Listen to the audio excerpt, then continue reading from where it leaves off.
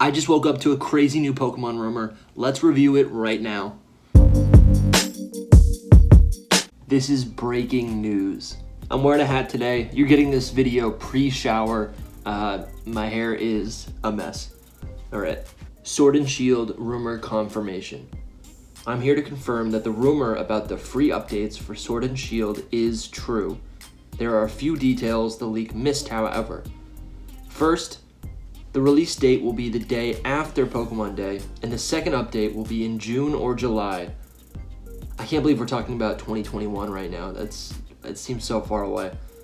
The reason these updates are being done is to keep players interested and invested in Pokemon until the next games come out. There was originally a plan to open up a new area on the map, interesting, to catch Pokemon, but this idea was scrapped in place of just putting them in Dynamax adventures. I wonder what that could have looked like. Like an underground wild area? That's pretty cool. I think everyone is expecting to get some sort of wild area underground in the Sinnoh remake, so maybe they scrapped that and are going to reuse that in the future.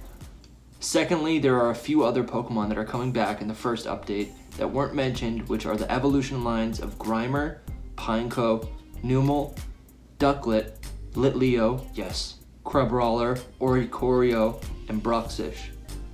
There's some good ones there. I like Pineco. Numel's cool. Litleo, that's I always like Litleo. He's like Luxray tier. Thirdly, the new rivals in the Galarian Star Tournament are added in 1 by 1, and all have a similar style cutscene to Sword and Shield. Oh no, a similar style cutscene to Sword and Shieldbert when they are introduced. You will have to have already unlocked all other rivals before they begin to join. Also, Clara and Avery have altered teams once in first update is released. That's cool. I know they changed those teams with the new Slowking. Like it was Slowbro, they changed it to Slowking. That is pretty interesting. It reminds me of some of the older games when you would rematch characters and they would have updated team members to reflect, where you are in the post game. This is really cool. Clara replaces Slowking with Alolan Muck, and Avery replaces Slowbro with Bruxish. That makes sense. That's actually, yeah, that really makes sense. You get a poison type, and you get the psychic type. Yeah, that makes sense. That's cool. I would kind of hope that they would keep Slowbro and Slowking on their respective teams. It's like their ace. That's how I always saw that. Next, the mythical event raids will begin in January and will be done through normal raid dens, not Dynamax adventures, and they will be shiny locked except for 2, which will only be shiny, and they are Celebi and Zarude. I don't like the shiny locking, but I don't really care about Zarude. It's new. I don't think its shiny is even that great. And Celebi, we're able to hunt that in Gen 2, so I'm fine with that. And the raids are messed up anyways, where one person needs to get the shiny, and then they can just exploit it and have everyone else get the shiny. I am happy that they're bringing the mythicals back to raids. I had a lot of fun with Zeraora and Mewtwo. Those were a lot of fun. They were tough. I had a tough time beating them. I teamed up with some friends and we still had trouble with those. What I like is that Pokemon has found new ways to introduce boss fights, like a traditional RPG boss fight. I think that's a cool concept with max raids, with the totem Pokemon in Sun and Moon. I thought that was cool. You have the final boss, Necrozma, in Sun and Moon. You also have the Gigantamax Eternatus in Sword and Shield. Finally, in the last update, they're adding a new regional variant that will only be found in Dynamax Adventures. Really? And it is a rock fairy type Slugma line. Oh, cool. That's really cool. Its Pokedex entry says that it is not from Galar and comes from a faraway unknown region. Bless. That means we got, it's gonna be a Gen 9 Pokemon, right? This is gonna be the new Meltan. That's really cool. Rock Fairy type Slugma line. I like that a lot. Fairy's tough, because when I think of Fairy, I think of either your classic Fairy with wings, or I think of like a little trickster, right?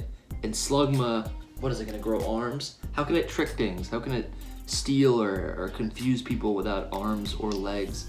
It's got a face with like antenna.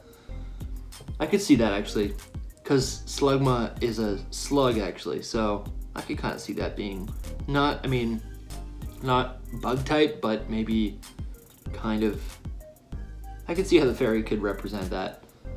You know, rock fairy, that's interesting, okay.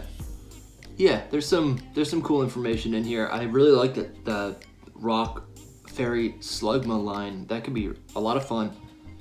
I'd be happy to see Grimer, Pineco, Numel, Litleo, heck, even Crabrawler back. I'd be happy to have those back, along with some other forms I'm sure they would throw in there. I mean, we have all the legendaries now. So if we look at the final list, if we look at the final Pokedex, the final national Pokedex, I believe there's like around 200 missing Pokemon.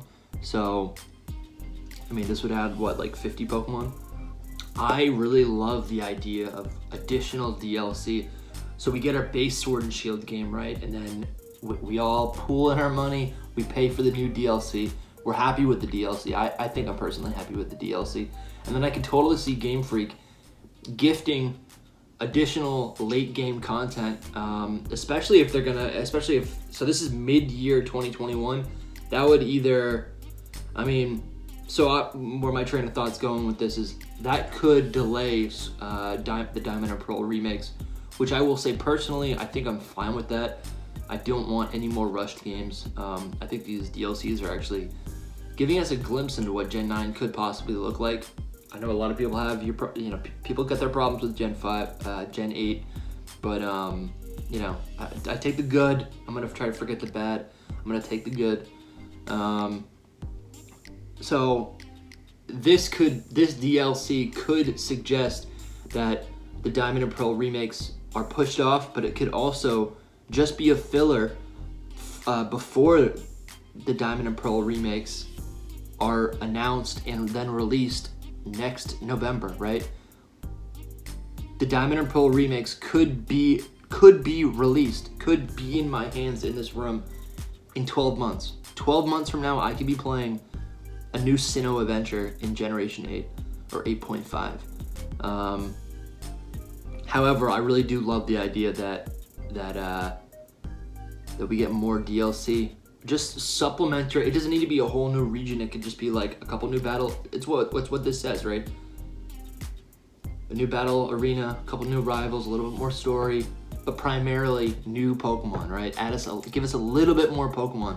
That's what third games have always done, right?